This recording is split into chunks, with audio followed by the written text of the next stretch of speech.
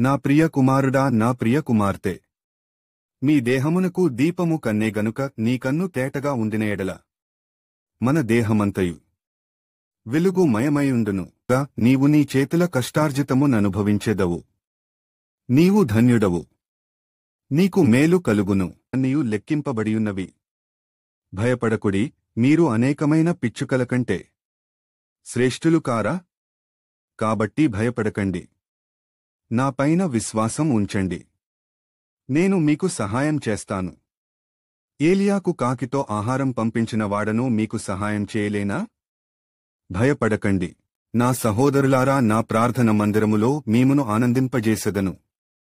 నా బలిపీఠము మీద వారర్పించు దహనబలులను బలులును నాకు అంగీకారములగును.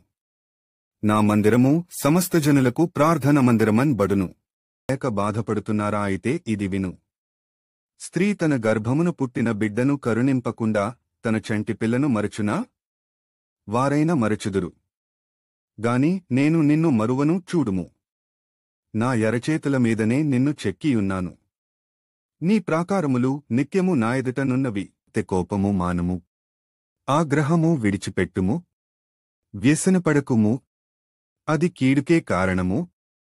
కీడు చేయవారు నిర్మూలమగుదురు. మాట చిన్నదైనా మనసును గాయపరుస్తుంది. ఓ చిన్న అబద్ధం అనుబంధాలను తెంచుతుంది. అపార్థం చిన్నదైనా మంచి స్నేహాన్ని కూలదోస్తుంది.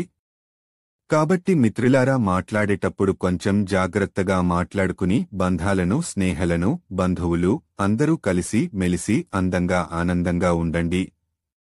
ఏరి క్రొవ్విన దూడలు గంతులు వేయనట్లు గంతులు వేయుదురు. నేను నియమింపబోవు దినమున దుర్మార్గులు మీ పాదముల క్రింద ధూళివలె ఉందురు. మీరు వారిని అణగద్రొక్కుదురు. నీ స్వబుద్ధిని ఆధారము చేసుకొనక నీ పూర్ణ హృదయముతో నాపైన నమ్మకముంచుము. నీ ప్రవర్తన అంతటియందు నా అధికారమునకు ఒప్పుకొనుము. నేను జ్ఞానిని గదా అని నీవనుకొనవద్దు. నాయందు భయభక్తులు గలిగి చెడుతనము విడిచిపెట్టుము.